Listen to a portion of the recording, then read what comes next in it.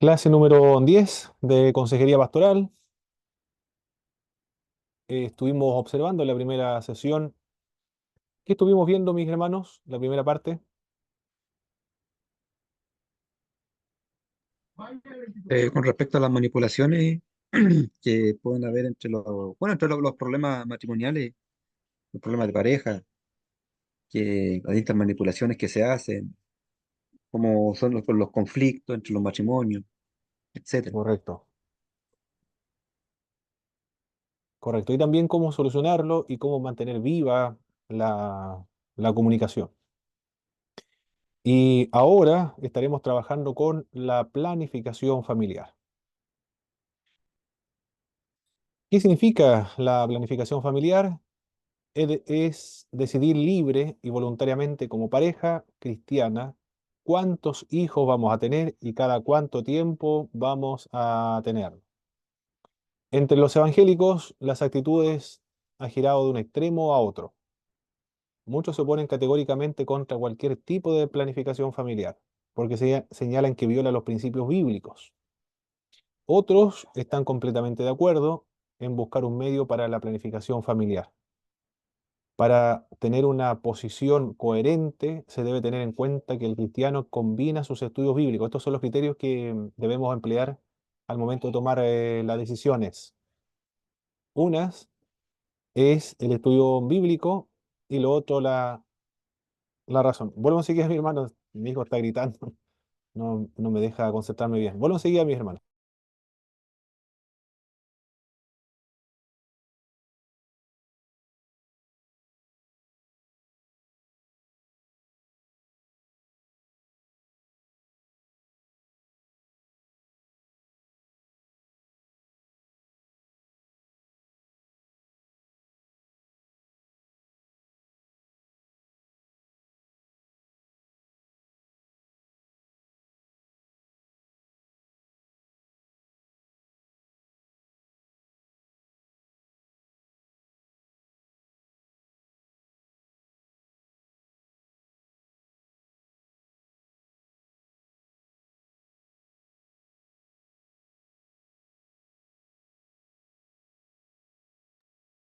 Perfecto.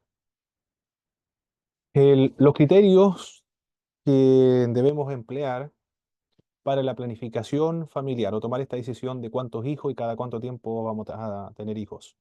Uno, la combinación de los estudios bíblicos. Eso es lo primero. Después de analizar los textos bíblicos sobre el tema, se debe utilizar también la razón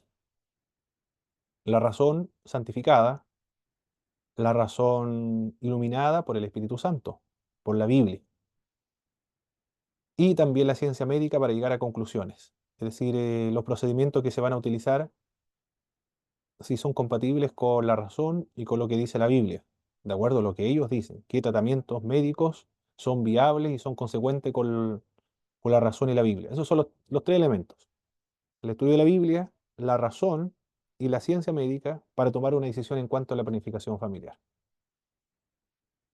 Como cristianos responsables, no podemos escondernos de la realidad de la explosión demográfica, particularmente los países de mayor pobreza. La planificación abarca la anticoncepción, evitar la fecundación del óvulo maduro por un espermatozoide. Pero las convicciones del cristiano van más allá de solo los métodos, porque estamos preocupados también por la calidad de la paternidad responsable que ofrecemos a los hijos que Dios nos dará. Los métodos que se deben rechazar en el cristianismo o en el mundo cristiano. Uno de estos es el aborto.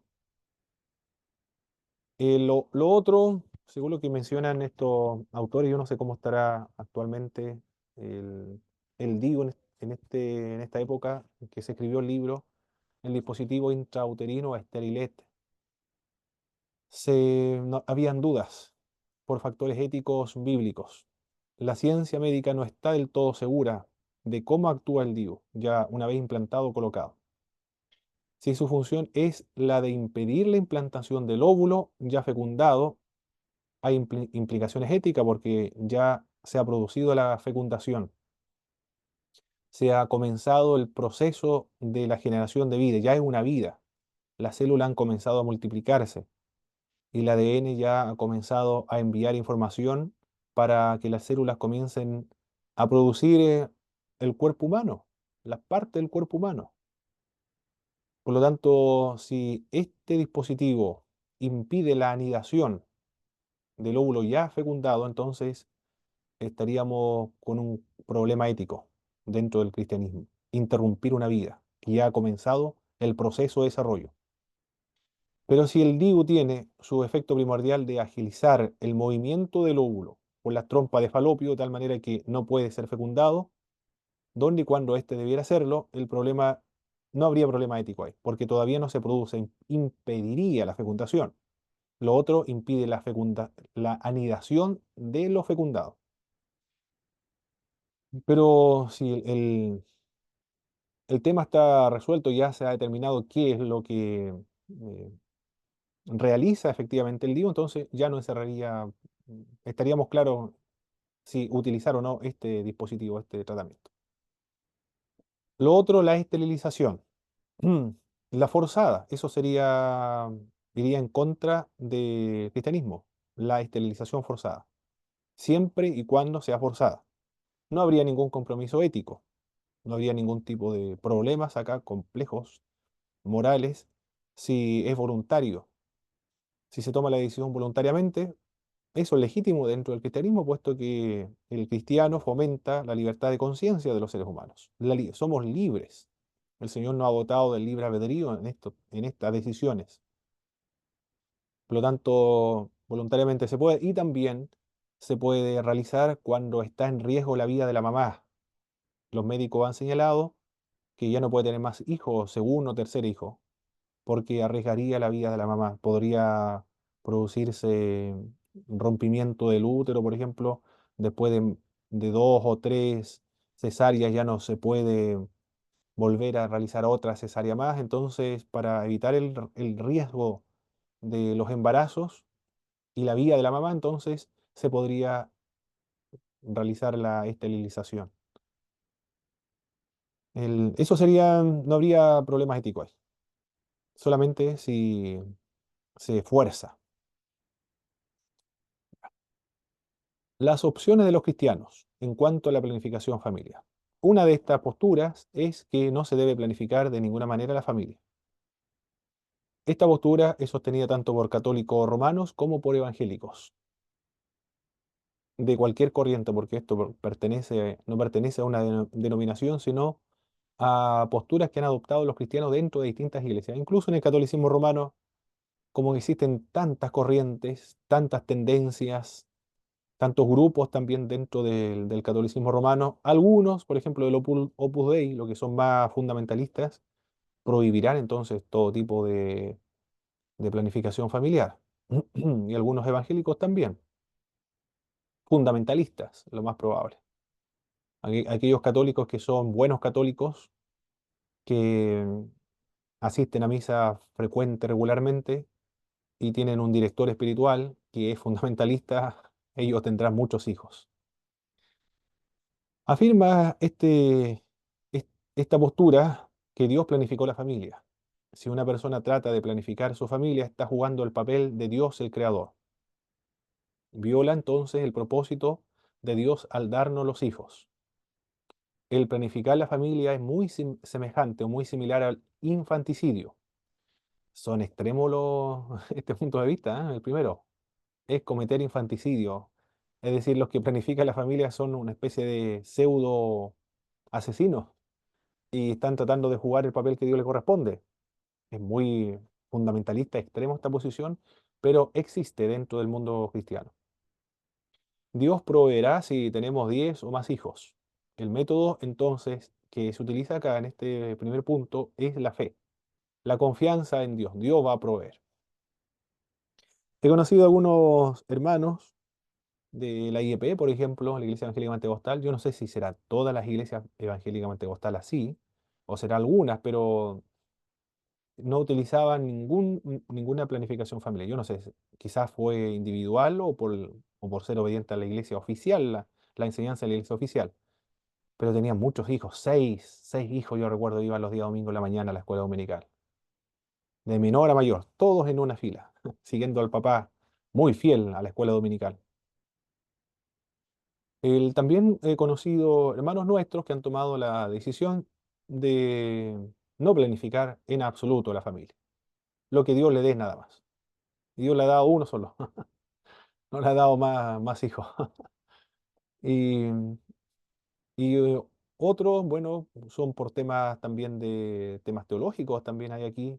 En una oportunidad una hermana debió haber tenido unos 50 años más o menos, y se habló de este tema, porque estábamos trabajando, ¿no? Ética cristiana creo que fue, y ella muy, con, con expresiones muy con- convencidas, con expresiones muy drásticas y definitivas. No se debe planificar la familia bajo ningún punto de vista, porque la Biblia dice a Adán y a Eva que se multiplicaran, fructificaran, llenar la tierra. Por lo tanto, el planificar la familia es ir en contra de ese mandato que Dios le dio a Adán y Eva. Y citan otros textos bíblicos, también se los sabían de memoria los textos bíblicos, de uno de los salmos, bendición de Jehová son los hijos, algo así, ¿o no? ¿Cómo es el texto? Bendición de Jehová son los hijos, creo que uno de los pasajes bíblicos. Bueno, es el primer método entonces, o opciones de los cristianos. El método acá es la fe, lo que Dios dé nada más, y Dios va a proveer. Si da 10, 11 hijos. El otro método es el método del ritmo, o de o, o Hinoknaus. Hermano Jorge. Sí, hermano Pablo, llegué un poquito tarde a la clase, pero está hablando de un texto, no sé si será el mismo, el Salmo 127, del 3 al 5, que dice: He aquí herencia de Jehová son los hijos, Ese es el cosa de texto. estima el fruto del vientre. Correcto, ese es el pasaje bíblico. Y las hermanas se lo sabían de memoria, ¿eh? Yo creo que, bueno, era miembro de la iglesia, pero si era líder de jóvenes, por ejemplo, es el consejo que le iba a dar a la joven. Bueno, no sé si las jóvenes, si fuese el caso, eh, tomarían en cuenta ese dato o no, porque ahora la información en Internet es abundante de todos los tipos y de todos los niveles de conocimiento, de especialización de estos temas que estamos tratando. Estos métodos consisten en un control de los días de mayor fecundidad de la mujer. Requieren una abstinencia temporal de relaciones sexuales durante el momento de mayor fertilidad femenina. Todos los otros métodos son artificiales y violan la ley natural que Dios ha establecido para la vida humana. Estos métodos son apoyados por la Iglesia Católica Romana y también es seguida por los evangélicos. Los evangélicos están en los tres puntos, mi hermano, las tres opciones. Católicos romanos y evangélicos están en estos tres puntos. El método del ritmo no funciona en todos los casos, porque debe presuponer una regulación de la fertilidad de las mujeres. Y si no es regular el ciclo menstrual, entonces ya hay problemas para que sea efectivo. Tiene que ser regular en cuanto al ciclo menstrual. De lo contrario, no podría ser efectivo este método. El cristiano puede utilizar cualquier otro método siempre y cuando no sea dañino para la salud y el bienestar de los cónyuges y que no conlleve a problemas éticos. Todos los métodos, en ciertos sentidos o sí, en ciertos sentidos, son artificiales, pues toda persona que recurre a la ciencia va en contra de una u otra ley natural. Por ejemplo, los anteojos corrigen una ley natural, así como los medicamentos que quitan el dolor de cabeza, por ejemplo, o la cirugía. Lo que, ¿quién se ha operado acá? ¿Ha sufrido alguna operación? El hermano Víctor ha tenido una operación, yo de apendicitis, Apendicitis, weón. también, también la más común. Yo me Sí, asusté, sí, la más. la más común, ¿eh? Yo me asusté cuando me dio apendicitis, no sabía qué es lo que era. Como dos, tres veces fui al médico, recuerdo. Mi esposa me dijo, lo más probable es que sea apendicitis porque ella le había dado cuando tenía 11 años. Y los síntomas eran casi parecidos. Por lo tanto, todos hemos recurrido a lo artificial y estamos vivos por gracias a la artificialidad, sí, gracias a la ciencia médica. Por lo tanto, todo método es artificial, dice este punto C. Todos métodos son artificiales. Si el hombre puede intervenir en los procesos naturales para prolongar su vida, también lo puede hacer en los procesos naturales para iniciar una vida humana mejor. Se apela no solo a la ley de procreación, sino a la de la paternidad responsable y a una vida conyugal responsable. Eso son lo que apela a este tercer punto, la Mi hermano, paternidad responsable y la vida conyugal responsable. ¿Sí? ¿Alguien habló, parece? Hermano Víctor. sí, hermano Pablo, que tengo una duda con esto porque, claro, son tres métodos, ¿no es cierto?, que usamos dentro de nuestra iglesia cristiana, ¿no es cierto? Sí. Pero la duda que me cabe, ¿en cuál no nos podemos encuadrar? Porque una, por ejemplo, la que dice la A, señala que no se debe planificar de ninguna manera la familia. Si encuadramos en esa corriente, ¿no es cierto? Esa postura, como usted bien lo dice, dice que si no lo hacemos así, estamos matando a la criatura.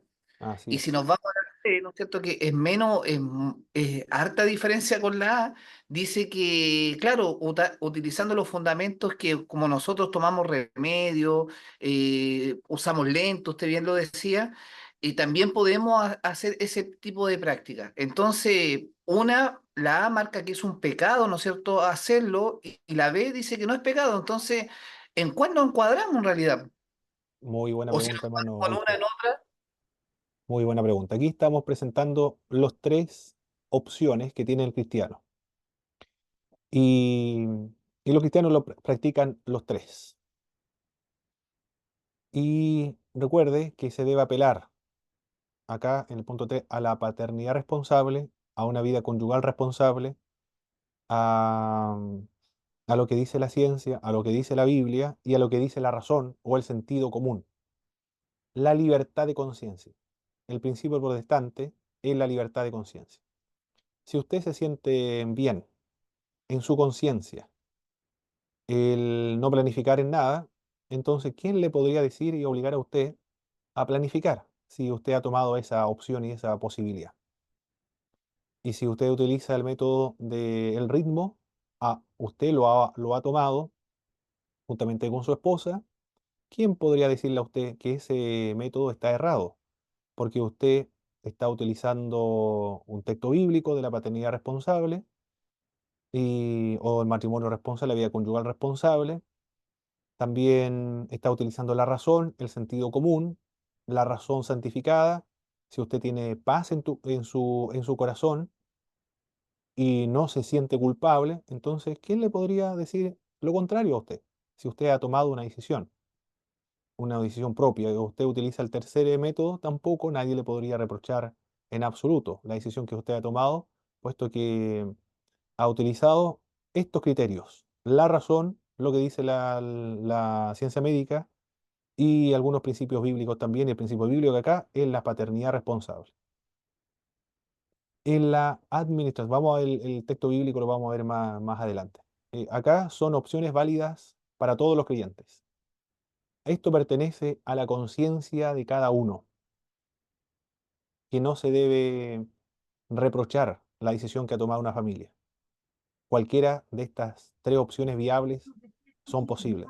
Aquí estamos hablando del mismo modo como en una corriente teológica. Algunos son anglicanos, otros son luteranos, otros son pentecostales. ¿Quién le puede decir a usted que una de estas tres opciones evangélicas está errada o está equivocada y no puede pertenecer a esta otra corriente? Acá también. O corrientes escatológicas. Uno es premilenialista, postmilenialista, amilenialista.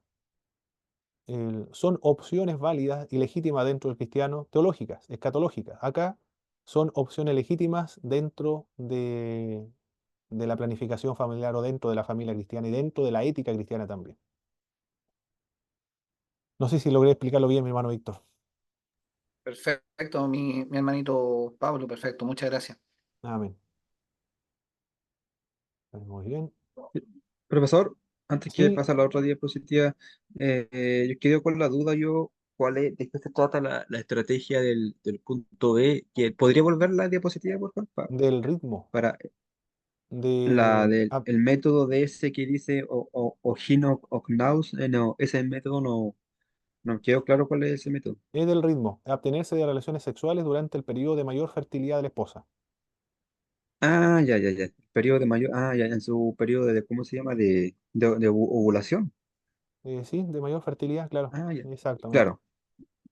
Eso presupone una regularidad en el ciclo menstrual, porque eh, muchas mujeres son irregulares en cuanto a su ciclo menstrual, por lo tanto, si es irregular, el método no funciona, no va a funcionar bajo ese, ese principio. Bien, la panorámica global, no podemos dividir la vida cómodamente en lo secular y lo espiritual, porque para el cristiano todo lo que toca es sagrado, para nosotros los evangélicos, cristianos en general. Por tanto, no podemos evadir la realidad de la explosión demográfica. Yo leía un libro que era del año 76. Decía este libro que las guerras son un método para evitar la explosión demográfica o la sobrepoblación mundial. Esa es la teoría que manejaba un general de la guerra, de un general de la Segunda Guerra Mundial que era francés. Decía, me gustaba lo que decía ese libro, que el ser humano era como un depredador de sí mismo. Yo no sé si habrá tenido razón o no, estaba escrito eso lo que decía. Otros de la ONU. La ONU también está preocupada sobre este tema de la sobrepoblación mundial o la explosión demográfica. Por lo tanto, para evitar que se llene la Tierra de tantas personas y que sea incapaz el mundo de poder alimentarla, por lo tanto, hay que disminuir la población mundial, se ha fomentado la homosexualidad. Que sean felices los homosexuales, que se casen, que se junten, que le llamen matrimonio, lo que sea, o unión civil, como quieran denominar, que sean felices, que vivan juntos y que tengan una casa y mueran. Total, no van a poder tener familia, no van a poder procrear, y así disminuimos la población mundial. Y si alguien se enamora de un árbol, que se case con el árbol, que sea feliz con el árbol. No va a poder tener un hijo con un árbol. O ¿con quién puede ser? Con una estación de trenes. Si alguien se enamora de una estación de trenes, que se case y viva ahí con la estación de trenes, que sea feliz. Total, no le hace daño a nadie. No va a poder procrear ni tener hijos con una estación de trenes. Se fomenta entonces la homosexualidad, el movimiento LGTB con esa finalidad. Lo he escuchado, y también el aborto tiene esa misma finalidad de reducir la cantidad de nacimientos en el mundo. Las guerras, el fomentar la homosexualidad por el movimiento LGTB y el aborto son algunos medios que se ha utilizado deliberadamente, algunos dicen eso, deliberadamente, bajo esta teoría de la conspiración para evitar la sobrepoblación mundial. El, Se calcula que en los tiempos de Cristo la cantidad de personas era 300 millones de habitantes. En el año 1981, esa misma cantidad de habitantes existía en Venezuela, México, Brasil, Colombia y Argentina. Para el año 2025, esto se escribió el año 2002, ¿verdad? A ver, quiero ver bien este libro, 2002. Para el año 2025, es decir, para el próximo año, se estima que la cantidad van a ser 8.000 millones de habitantes en el planeta. La pregunta es, ¿de dónde vendrá alimento? La vivienda, la educación, el trabajo para toda esa gente. Existe el problema de la desnutrición, que está acompañado con la pobreza. Cuando una madre tiene una serie de hijos que nace uno tras otro, y si estos hijos pertenecen a una familia pobre, es imposible proveer alimentación para tantos hijos y el cuidado personal también para tantos hijos, para que se desarrollen bien físicamente y mentalmente. La cantidad de hijos abandonados en muchos países ha cobrado ya la calidad de crisis nacional. Los hijos que crecen en familias grandes de pobreza escasamente podrán beneficiarse de la ropa, de los alimentos, de la buena salud, de la buena educación y todo lo que se requiere para el desarrollo social, moral y espiritual de los seres humanos. Esa es la preocupación que existe. Y existió en el 2002, en el año 90, 80, y todavía existe la sobrepoblación mundial.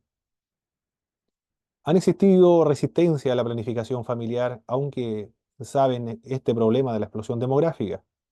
La Iglesia Católica, por una parte, sostiene este punto de vista, pero el catolicismo romano se resiste a la planificación familiar porque se fue influido por la filosofía dualista griega que consideraba la materia mala y el espíritu bueno. Por lo tanto, la relación sexual es parte de la materia, por lo tanto es malo.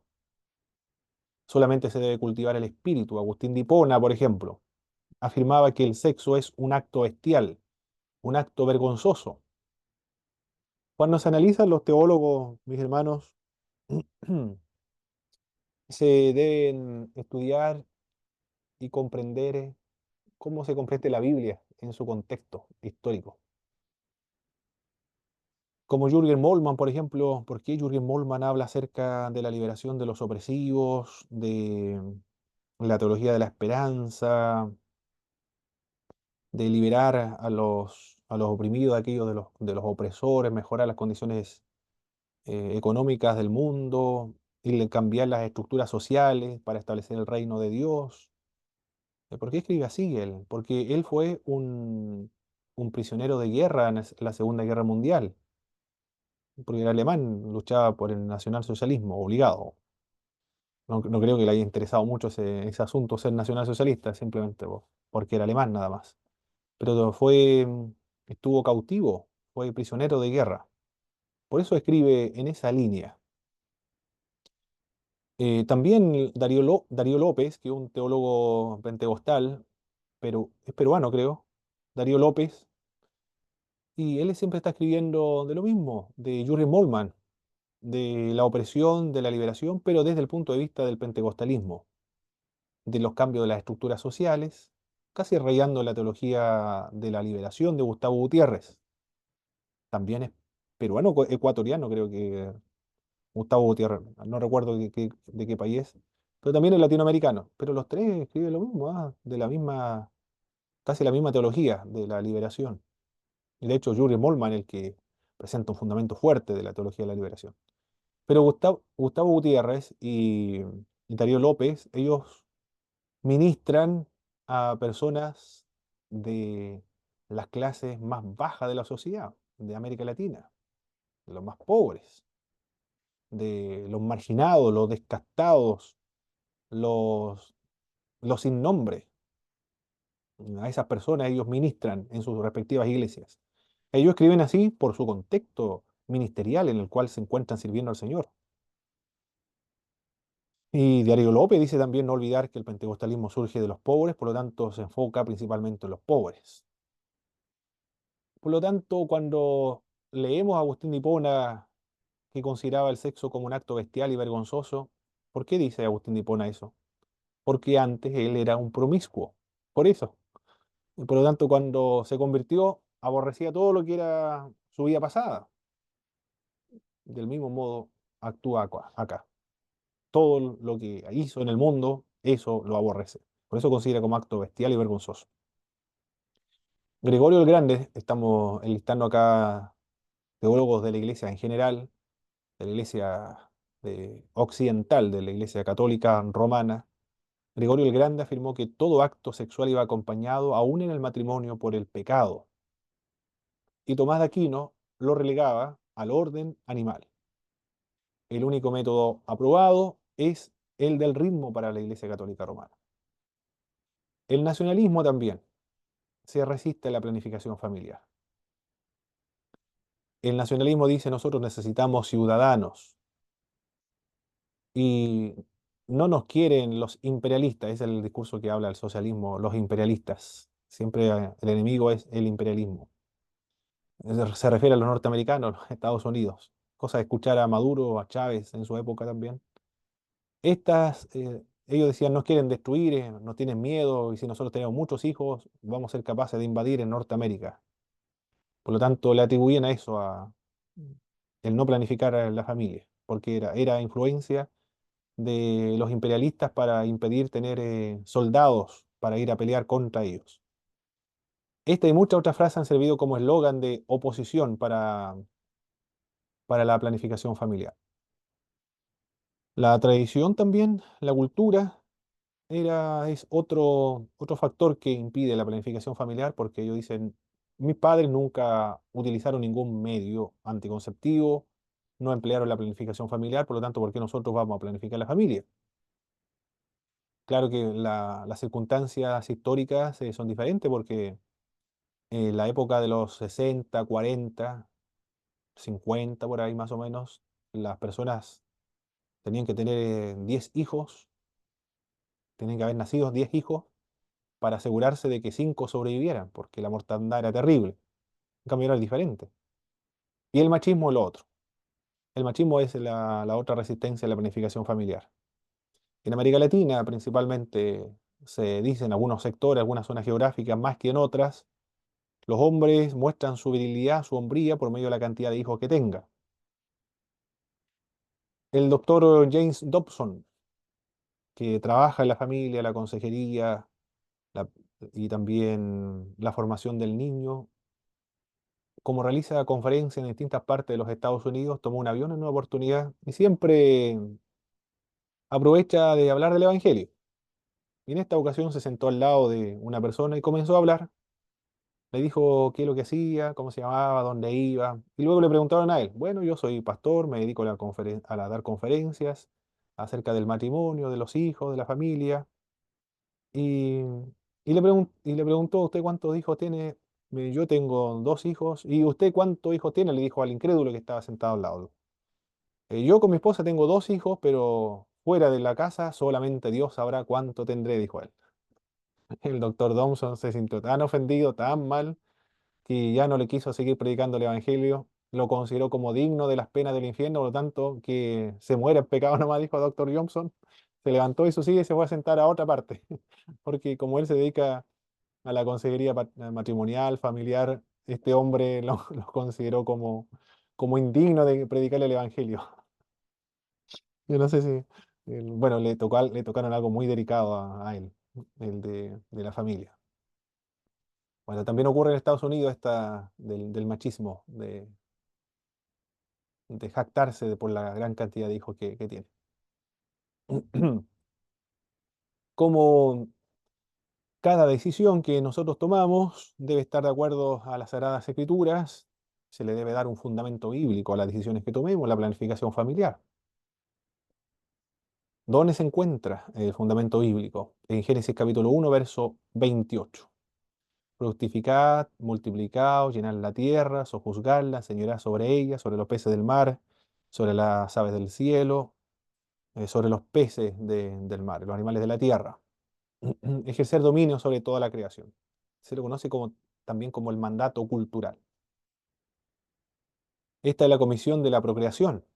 La segunda es la de sojuzgar y señorear. Dos principios. La procreación por una parte se le mandó a procrear, y la segunda parte, administración o ejercer la mayordomía sobre la creación. En este punto de la mayordomía o la administración de la creación se encuentra la mayordomía la, del matrimonio o de la paternidad.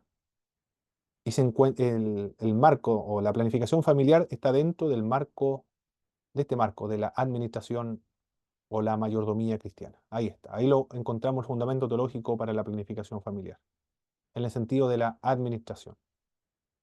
Como Él es administrador, mayordomo, del mismo modo como Dios toma decisiones para gobernar el mundo, también se le ha delegado esa responsabilidad al ser humano de ejercer esa administración. Y ahí está contemplada el tomar decisiones en cuanto a su familia, cuántos hijos va a tener. Los propósitos del matrimonio son varios. La unidad es una de ellas. Dios llama al matrimonio a unir dos vidas. Los textos bíblicos que se refieren a esta verdad son Génesis capítulo 2, verso 18 al 23. Y tomó Dios de la costilla de Adán y formó a su mujer, y ambos fueron una sola carne. Varón y hembra los creó. La mujer es la ayuda idónea y fue sacada del varón, por eso ella es hueso de los huesos, carne de la sangre de Adán. Carne y sangre de Adán. En Mateo capítulo 19 está citando a Génesis 2:24 y añade, así que ya no son más dos, sino una sola carne. Por tanto, lo que Dios juntó no lo separe el hombre. Bueno, la unidad es el propósito del matrimonio. El otro propósito es la procreación. No hay matrimonio si no hay procreación. El Salmo 127 señala que herencia de Jehová son los hijos. Efectivamente, herencia de Jehová son los hijos, pero la Biblia no dice cuántos hijos debe tener. El número de hijos varía entre familias. El texto también menciona los hijos habidos en la juventud, anotando que el tiempo para tener hijos al mundo, traer hijos al mundo, es cuando los padres tienen energía y las fuerzas para ser padres responsables. Y el tercer propósito es el preventivo. El apóstol Pablo señala que el soltero tiene tentaciones, por lo tanto, él recomienda es mejor casarse. Está sujeto a presiones y tentaciones, particularmente del área sexual. Por eso dice que para evitar el pecado es mejor que uno se case. Pero la Biblia aclara que este no puede ser el único motivo para casarse. También tiene que haber otras razones para poder casarse. Tiene que haber eh, una atracción mutua con la otra persona. Tiene que haber una atracción, un enamoramiento, una compañía. Tienen que sentirse felices al estar juntos, una compañía muy importante, entre tantos otros factores, no es el único de la sexualidad. Y el otro placentero, el Cantar de los Cantares, es una obra bíblica que está dentro del canon bíblico. Se escribió para celebrar el amor romántico. Son poemas de amor, del mismo modo como escribe Pablo Neruda, Gabriela Mistral, o cualquier poema o poeta que esté enamorado le canta a su cónyuge, o alguna letra de alguna canción romántica. Así es Cantar de los Cantares. Le canta o se canta a los enamorados mutuamente, se celebran su belleza, su admiración el uno del otro. Eso es Cantar de los Cantares. Habla de lo placentero el estar juntos. Esos son los propósitos del matrimonio entonces. La unidad, la procreación, el preventivo y el placentero. La Biblia no premia al padre que engendra el número más grande de hijos, aunque algunos han argumentado que Dios bendice de manera especial a la familia numerosa, pero eso se encuentra en el Antiguo Testamento. Este concepto está basado en la idea antiguo testamentaria que también dice que el hombre rico es uno que Dios ha bendecido. Pero hay un problema con interpretar lo que dice el Antiguo Testamento, aplicarlo en el Nuevo Testamento. Porque para nosotros los cristianos, el Antiguo Testamento no es nuestro Nuevo Testamento, no es nuestro testamento. Nuestro Nuevo Testamento es la alianza que Cristo realizó con su iglesia y es diferente. Lo que subyace en el Antiguo Testamento es la teología de la retribución. Si yo hago lo bueno, Dios me premia. Si hago lo malo, Dios me retribuye conforme a mi maldad. Eso es la ley de la retribución. Pero incluso la ley de la retribución, o la teología de la retribución, fue cuestionada por Job, por los profetas menores, no recuerdo el profeta menor que lo cuestiona, y por alguno de los salmos. Eclesiastés también cuestiona la teología de la retribución. La teología de la retribución no se puede aplicar en todos los contextos. Por lo tanto, el hecho de tener muchos hijos no y quiere decir bendición de Jehová necesariamente. En el Nuevo Testamento no se puede aplicar eso. En el Antiguo Testamento sí, pero en el Nuevo Testamento no se puede aplicar. Porque tenemos otro Nuevo Testamento, otro pacto que Dios estableció con nosotros. La Biblia también instruye al esposo a ser responsable con la vida y la salud de su esposa. Por ejemplo, si los médicos le dicen a la esposa que no puede tener más hijos porque es perjudicial y es riesgoso para la vida de la mamá, entonces, en ese sentido, debe esterilizarse, tomar esa opción. Pero obviamente tiene que haber un diálogo, una conversación dentro de los miembros del matrimonio.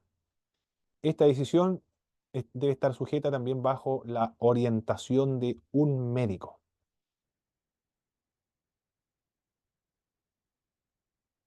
Sugerencias para la planificación familiar. Quiero verla ahora.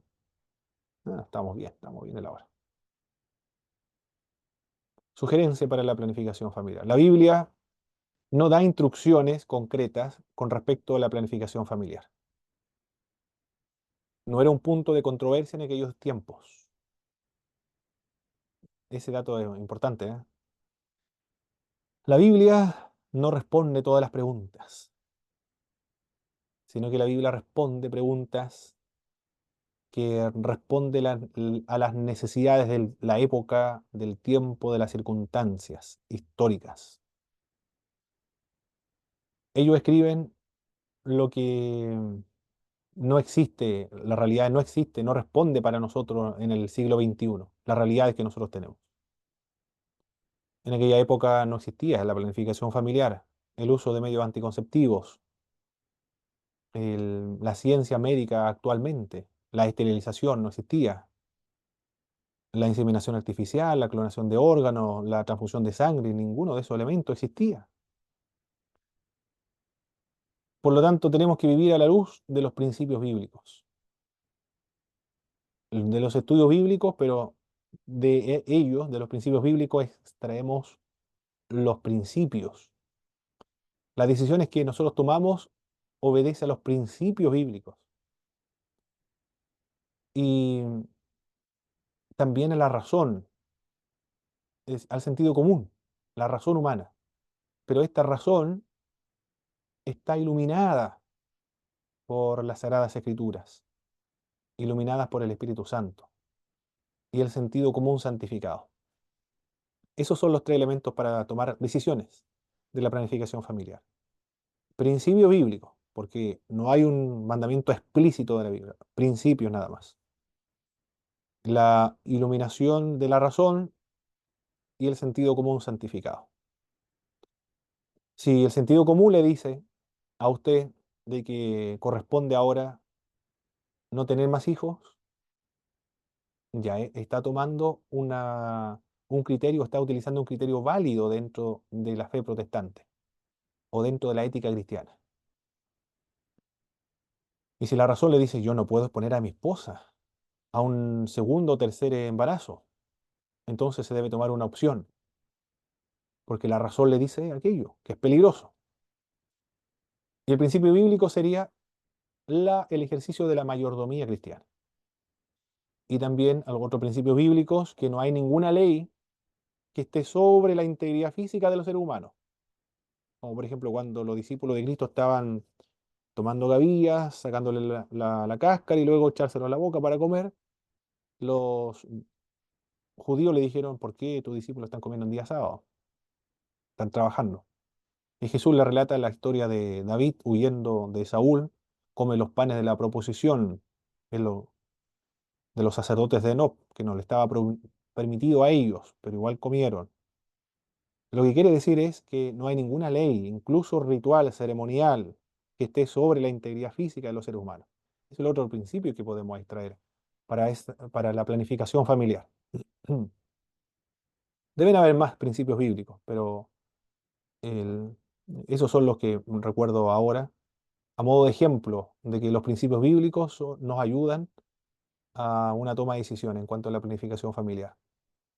El cristiano tiene que vivir por fe, aunque use o no métodos anticonceptivos. Sabemos que Dios ha diseñado la procreación de hijos como parte íntegra de la familia, pero esta no es la única instrucción para la familia. Además, muchas parejas no pueden concebir, pero eso no significa que Dios los está castigando. Para que la pareja cristiana, para la pareja cristiana rige los principios de paternidad responsable así como de un esposo responsable. Un cristiano sí puede usar diversos métodos con la orientación profesional y la conciencia limpia delante de Dios, es decir, lo que dice la ciencia médica, y la conciencia limpia. Si la conciencia está limpia, la decisión que ha tomado está bien. Ese es un buen criterio para una toma de decisiones acerca de la planificación familiar. La Biblia deja esto al criterio del matrimonio cristiano. Dios nos llamó a libertad. Sin embargo, ninguna pareja debe utilizar métodos que llevan a la destrucción del óvulo ya fecundado, o eso ya sería aborto. Aborto, aborto que nosotros los cristianos nos oponemos. Perfecto, mis queridos hermanos. Eso es lo que teníamos que ver en esta clase número 10. Clase 10 es esta, la planificación familiar. ¿Algún comentario, mis hermanos, antes de despedirnos? ¿Alguna reflexión o lo que leyeron en sus libros de texto sobre este tema? Qué liberador, mi hermano Pablo, conocer los conceptos bíblicos, ¿no es cierto?, en estas materias que son tan sensibles dentro de la iglesia, porque quizás muchas veces hemos sido enseñados de una parte, pero no se da la libertad, digamos, para quizás poder elegir en el canon que nosotros quizás nos sentimos verdaderamente libres y poder comprender los tres conceptos, digamos, de estos temas en general, digamos, con lo que hablamos en la segunda etapa de la clase, realmente trae una libertad para nosotros también ejecutarla, ¿no es cierto? Porque a veces nos encuadramos en un círculo. Eso quería decir solamente por la segunda etapa de lo que estudiamos ahora. Muy bien, hermano Víctor. Nosotros los cristianos debemos ser felices. Debemos vivir la felicidad, la libertad cristiana, la libertad de conciencia. No debemos vivir oprimidos, sino ser felices en nuestra conciencia. Nos ayuda, nuestro criterio, eh, la razón, la conciencia santificada nos ayuda a la toma de decisiones. Si estamos bien, estamos felices, la conciencia no nos acusa, no estamos pecando. Es lo que nos dice otro principio del apóstol Pablo en el libro de Corintios. Hermano Ricardo, Sí, a mí me gusta mucho este tema porque estoy muy preocupado en realidad con la falta de interés que hay en la sociedad de tener hijos. mm, Eh, no sé, el otro día yo escuchaba un caso, por ejemplo, de Japón, donde la tasa de natalidad es menos del 0,9. Entonces eso quería decir en definitiva que de aquí a 40 años más, Japón no debería haber más, debería caer en un colapso. Ya eso implica que para poder subsistir, la única solución que tienen ellos es vivir de la inmigración. exacto, Entonces, estos temas, claro, estos temas son súper importantes. Yo trato de transmitirlo en la iglesia porque hoy en día los jóvenes y los que los niños, en realidad tener hijos no es un tema, pues, no es porque, claro, le dicen que es muy costoso, que uno tiene que darle muchas herramientas a los niños. Y en realidad, independiente de las herramientas que uno le dé a los niños, si es que la población decae como cae en Europa, va a colapsar igual, ¿ya? Así que yo siempre pongo la voz de alerta en esto que es un tema que es a futuro, pero es que tenemos que tomarlo desde ya. muy bien, hermano Ricardo, muchas gracias. Muchas gracias por su contribución. Hermano Jorge, Sí, yo quería hacer mención de la importancia de lo que es tener la perspectiva bíblica con referencia al tema de lo que es el matrimonio, la familia, la planificación familiar y cuán pertinente es tener gente preparada en nuestras iglesias que prepara a los jóvenes, porque muchos de estos temas, si bien nos sirven a nosotros hoy en día, pero también creo que nos llegan demasiado tarde. Creo que deberíamos tener un énfasis en la juventud para que ellos tengan las herramientas que estamos teniendo nosotros ahora, por ejemplo, de personas que en el caso mío llevo, ¿cuánto? 17 años casado, otros quizás tendrán más, 20, 30 o 5, 10 años, pero siempre vamos a la cola, siempre vamos muy atrás, sobre todo acá en Chile, y el tema de la consejería, el tema de la planificación familiar son temas que no se hablan, que no se tratan, y por ende, como no se hablan, cada uno tiene una propia idea y cada uno es maestro, o como dice la frase que dice David Machea, es un teólogo, es decir, de lo que se le ocurre, habla. Y hoy día con las redes sociales, que es un arma de doble filo, cualquiera publica cualquier cosa y tira un criterio que es un punto de vista del personal, pero sin una perspectiva bíblica. Entonces, hay demasiada información que es errónea, pero hay poca información que sea bíblica, que sea veraz y que también sea abierta, como los 3 puntos que hablamos acerca de la planificación familiar, porque por mucho tiempo a la gente se le acusó del método anticonceptivo, que era erróneo, que era hijo del diablo y tantas cosas, como muchas cosas, como el tema de los jóvenes que antes no podían ir a la universidad porque Cristo venía y así tantas cosas que podríamos nombrar, pero que era desde una ignorancia. Entonces, para mí, son temas tremendamente importantes y que también nos dejan mucho que pensar y mucho que estudiar para también traer esto a conciencia, porque al traer estos temas también le traemos refrigerio a la gente. Ha pasado de hermanos y hermanas que al escuchar estos temas les da mucho refrigerio porque han vivido eh, mortificados por años, por decisiones que han tomado y porque por pastores, por líderes, por gente que ha estado ahí metiendo el dedo en la llaga, hiriendo, dañando, y tenemos mucha gente frustrada porque no se hablan estos temas y no se hablan a la luz de la palabra y a la luz también de grandes mentores, grandes hombres de Dios que ha levantado como maestros en la consejería que hoy día son de tremenda utilidad para nosotros. Muy bien, hermano Jorge. Muchas gracias por su opinión, mis queridos hermanos. Vamos a concluir